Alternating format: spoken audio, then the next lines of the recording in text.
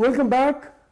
We know how it's true that nothing matters more than our dignity. What we don't often realize is how many girls, how many women face challenges to their dignity month after month over the menstrual cycle and dealing with it. At last, someone is speaking up for these women's rights, their needs. Manjit, menstruation is not a matter people talk a lot about publicly, let alone take up as an issue. What led you to do so? Well, I used to work for the Sherry Blair Foundation, and I was a mentor to a young lady in Nairobi. We used to speak every week, and despite the miles, our lives seemed quite similar. And then one day, out of the blue, she said to me, "Manjit, do you know that women in Africa don't have access to sanitary pads?" And I think in hindsight, I was quite blown away by the fact, because I've always worked in a very male-dominated environment throughout my career in business and management. And the idea that I wouldn't have had a pad every month throughout my life, I know that I wouldn't have done any of the things that I had. Well, that's information a lot of people have or at least are aware of. What led you to act on it? I think I was just really annoyed by the fact that women didn't have access. And then, of course, I started researching, went to Nairobi, interviewed about 100 girls, and the stories on the ground were really horrific. From young girls telling me that they had to sell themselves to buy products, or that they used cow dung, animal skin. Sometimes they had to sell themselves to buy products to handle that period? As young as 10. And then I went over to India, did a similar exercise. In India too? Girls had to sell themselves? No, I mean as in I went to India and interviewed 100 girls again, and the stories in India were slightly different. Most of them use rags, but the problem is that it's such a big taboo, it's not spoken about. So for example, India accounts for the world's 27% cervical cancer rate, and that's because only 12% of girls have access to products throughout the country. You know, you'd think that this kind of knowledge is handed down traditionally from the mother. Does that not happen? No, not at all. I think we know that as an Indian myself, it's something that we don't talk about because it's so closely related to sex. We don't talk about menstruation because then it means we're off the age that we could reproduce, and hence I understand where the stigma and the taboo comes from in our cultures, at least. So in India, or let's say in Indian societies elsewhere, what does a girl have to go through at that time? I think what happens actually is you'll find that when girls start their period, some of them actually think they're dying, or they think they have a really bad illness. And you had girls telling you that in India? Even in the UK. I mean, I don't know if you know the story behind the Samaritans, for example, but the Samaritans was born out of the fact that a young girl killed herself thinking she had an illness that wasn't going to be resolved, and the priest who performed her But that was some time back. Yeah, but it hasn't changed much. In the UK? No. No, despite all the sex education in schools? Well, sex education comes to children, and we kind of do this, right, when we're getting it, when we're that young. We believe that menstrual education should be a standalone topic, because when a girl does start, this is something she's going to live with. Are you campaigning to have this in the curriculum? We are, yes. So when a girl starts, say at the age of 9, because that's as young as when they do start, they will bleed every month for the next 4 decades of their life, and they don't have enough tools to equip them to do that. Is this a particularly bigger problem, do you think, in the Indian community in the UK? No, not at all. If I started my period, I would still whisper to a colleague in the UK, "Do you have a pad?" And then I would shove it up my sleeve and go to the toilet. Why do we use blue liquid in adverts?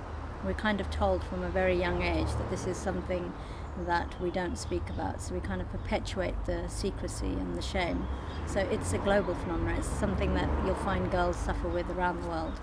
You won an award for your work very recently. Is that a sign that the attitude is changing, that people are beginning to recognize that this is an issue while recognizing your contribution in this field?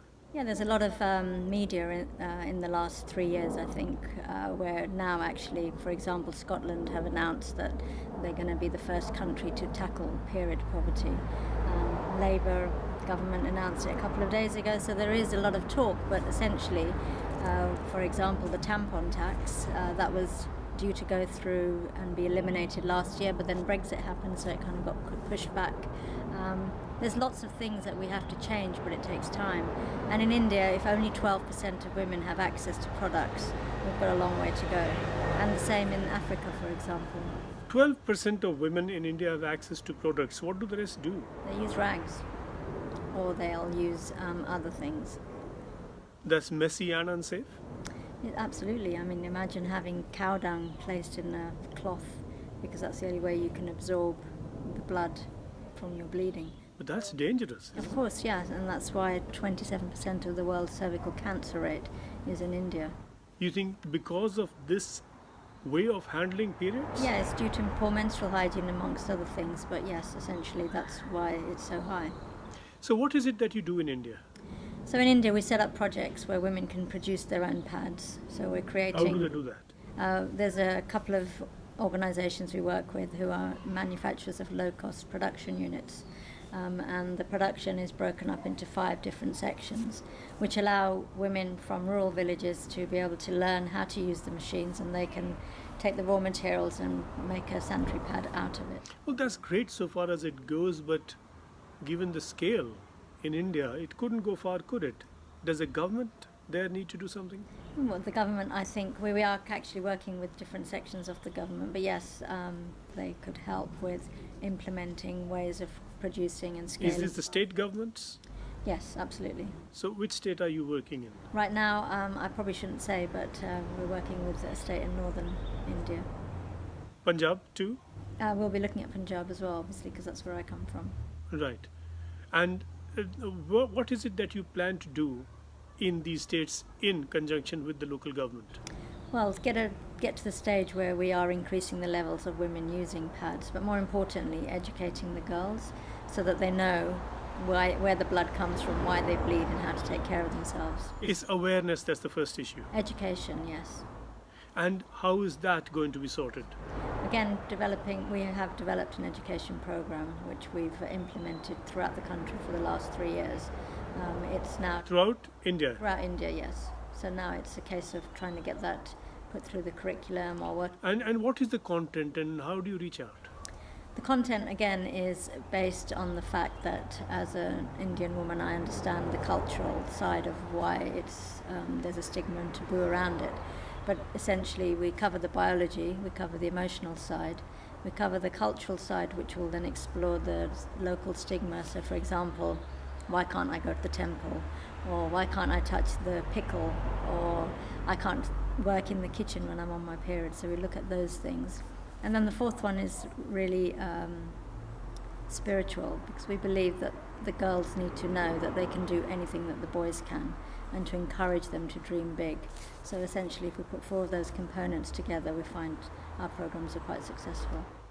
Is cost a factor behind the taboo? Behind the availability of the product, yes. So what does a pad cost in India? They range anything from 40 rupees to about 300 rupees for a packet that we might get here, for example. But the low-cost products that we... So that's what a woman would need every month? Every month, yeah. And that money is not available to a lot of the women? No, because it's a case of, do they afford milk that they can buy for the family, or do they spend money on sanitary products? Yes, but I mean, a lot of a lower middle class India doesn't have easy access to cow dung. Okay, that's a village remedy. What do you do in a city? Because you're constricted for space, you don't have natural remedies, however suspect they may be. What do they do? Well, in the cities, I would say that they use sanitary products, or they do use cloth, but you have the availability of cloth, right? Where in the rural villages, they don't even have access to cloth sometimes. So then they'll tear up old things that you wouldn't use for anything anymore. You say that you've been in partnership with people making pads. What do those cost? So those ones range from anything from 20 to 25 rupees a packet. And they're clean and sanitized, and they're produced and then they're sanitized at the end before they are packed and distributed. Right. So where do you want to take your Binti project from where it is now? Well, we're an organisation that, I mean, I come from a sales and business development background. So for me, it's very important to ensure that we have sustainability of our organisation. So we're looking at different things. We're launching a new product. We've got technology that we're trying to apply to business models so that we can create a subscription service, which will then allow somebody, for example, in the UK to buy the products monthly, but then also tick a little box to say, yes, let's send a packet to a girl in India. And how do you fund yourself? Through donations. There's a lot of self-funding, of course. We're working with CSR organizations, private investment. Are you getting increasing support? Slowly but surely, yes. Never enough, of course, but we're getting there slowly, yeah. Right. And what's your ambit going to be? Is it going to be the UK, Africa, and India? I think we found ourselves starting with the work in India, essentially in the beginning, but then we realised that actually we need to provide services here at home too. So those are our two areas. We do have projects in Swaziland and Nairobi that we're running on the side as well, but right now our focus will be those 4 sections. Given the taboo, do you find some hesitation in people supporting or joining this program? I think actually, given the taboo, most people are really interested in smashing it. I would say, heartening to hear. yeah, I would say honestly that we find that most people do want to make a difference. And do you find that taboo breaking down in India as well? I think we're going to get there, but yeah, we're changing perhaps the way the younger girls think and planting seeds of wisdom. Obviously, we don't, as an organisation, we're not telling girls, oh, you must go to the temple because you're on your period. But we're trying to plant seeds where they realise that actually, if they need to talk to God, of course God will speak to them, and they can.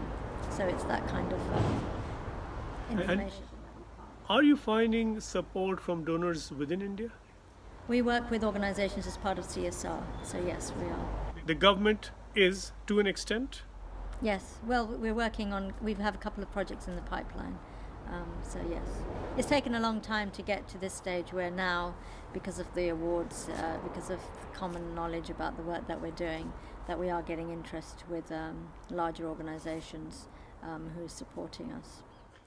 It's great, Manjit, that you are working in an area that a lot of people find unmentionable, unfortunately. But thanks very much for all the work you do, and thanks very much for talking to us. Thank you. Thank you for coming and asking. Isn't that a campaign we should all support? Well, goodbye for now. Goodbye to the summer. See you next weekend.